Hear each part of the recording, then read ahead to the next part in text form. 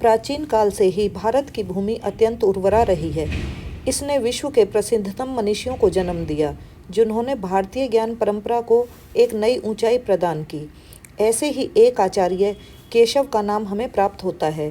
केशव आचार्य कौशिक गोत्रीय कमलाकर भट्ट के पुत्र, वैद्यनाथ के शिष्य व गणेश देवज्ञ के पिता थे।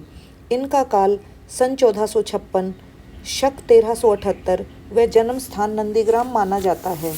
इन्होंने स्वयं बताया है कि अनेक जातिकादि ग्रंथों का अध्ययन करने के बाद इन्होंने ग्रंथों की रचना की। इनके प्रमुख ग्रंथ हैं जातक पद्धति, गृह कौतुक, वर्ष सिद्धि, तिथि सिद्धि और सिद्धांत वासना पाठ।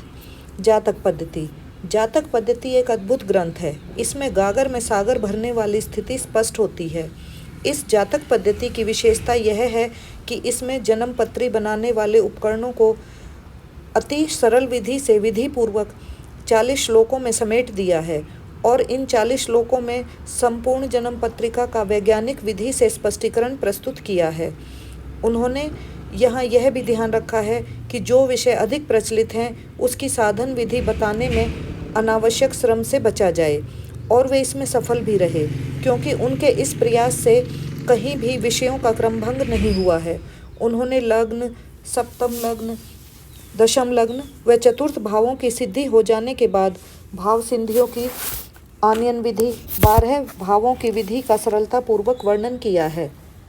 इसके बाद ग्रहों के बल को साधन करना व उनके सूक्ष्म फल का ज्ञान, शुभाशुभ फलों के लिए ग्रहों के ईष्ट कष्ट फल साधन की विधि दी है। आयुर्दाय ज्ञान विधि का वर्णन करके उन्होंने इस ग्रंथ को सर्वांग बनाने का प्रयास किया है।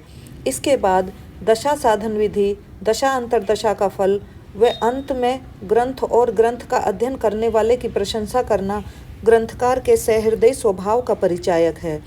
इसमें 6 अध्याय इस प्रकार दिए गए हैं: भाव अध्याय, दृष्टि स्पष्ट अध्याय, बल साधन अध्याय, ईष्ट कष्ट साधन अध्याय, आयुर्दाय अध्याय और अंत में दशा अध्याय। इनका दूसरा ग्रंथ वर्ष सिद्धि है। इसमें वर्षों की ग्रह गणितीय विधि द्वारा रचना की गई है।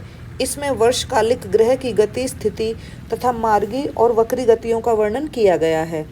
सिद्धांत वासना पाठ। इस ग्रंथ से पता चलता है कि वे केवल जातक के भूत भविष्य वर्तमान का आकलन ही नहीं करते थे, अपितु वे खगोल गणित के भी ज्ञाता थे। मुहूर्त तत्व।